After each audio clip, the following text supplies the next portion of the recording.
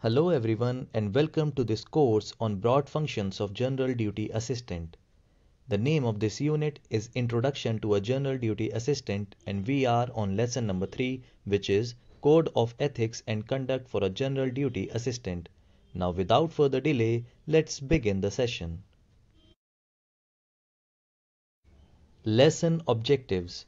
At the end of this lesson, you will be able to define Code of Ethics and Conduct, explain the purpose of the Code of Conduct, list down the Code of Conduct for healthcare workers including general duty assistants, follow Code of Ethics and Conduct required for performing the role of a general duty assistant efficiently, understand and work within boundaries of the role of a general duty assistant.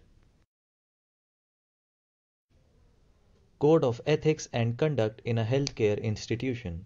A code of ethics and conduct is a set of ethical principles, core values, and rules of conduct that govern decisions, activities, and behavior at a healthcare institution.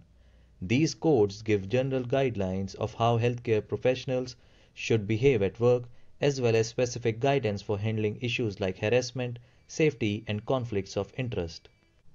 Code of ethics and conduct are set by the healthcare institution authority. These codes are obligatory to be followed by the medical staff, including general duty assistant, while providing the care and treatment to the patient. As per the institutional guidelines, general duty assistants have a responsibility to ensure that their conduct does not fall below these standards. Code of ethics and conduct for a general duty assistant. Accountability. As a general duty assistant, you must be able to justify and be accountable for your actions and omissions. Be honest with yourself and others about what you can do. Recognize your abilities and the limitations of your competence. Recognize your duties and responsibilities relevant to your own job role. Include promptness, punctuality, honesty, reliability, and teamwork. Always behave and present yourself in a way that does not question your suitability to your work. Confidentiality. As a general duty assistant, you must respect and protect the patient's right to privacy and confidentiality. Not reveal the information of the patient to another patient or anyone. Keep the patient's medical and personal data secured, whether it is maintained electronically or physically. Not discuss the patient's health conditions with another patient or anyone or on social media except with the nurse and doctors who are engaged in the care of the patient.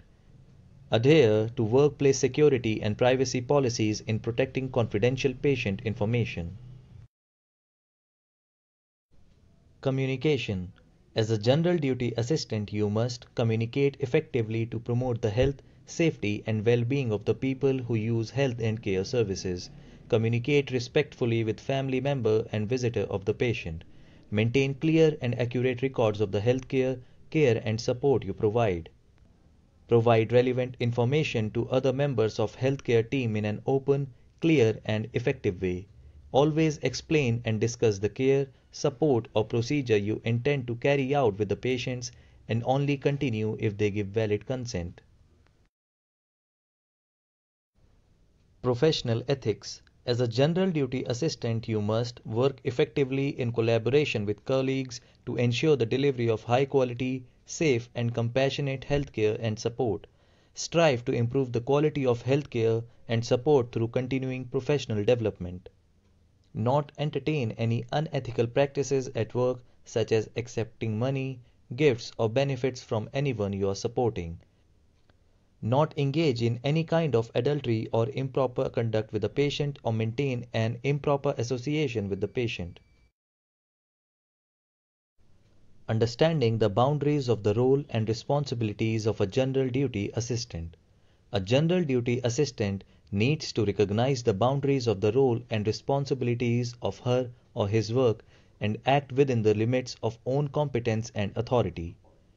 To be competent as a general duty assistant on the job, you must be able to adhere to legislation, protocols, and policies and procedures relevant to the organization, work within organizational systems and requirements and in line with own job role, Recognize the boundary of your own role and responsibility and seek supervision when situations are beyond your competence and authority. For example, if you see some abnormality in the patient's condition, the concerned nurse or doctor should be informed immediately.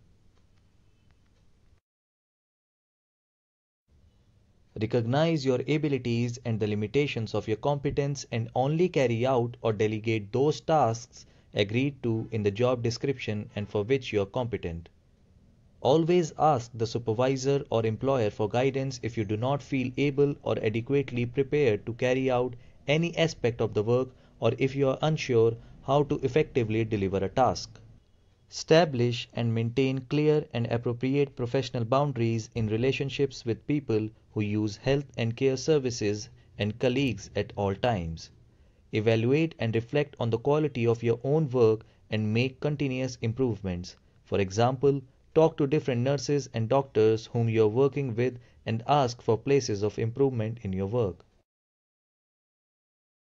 Let us now summarize the key learnings from this session. Meaning of Code of Ethics and Conduct. Basic guidelines of conduct required for the role of a general duty assistant and boundaries of the role of a general duty assistant.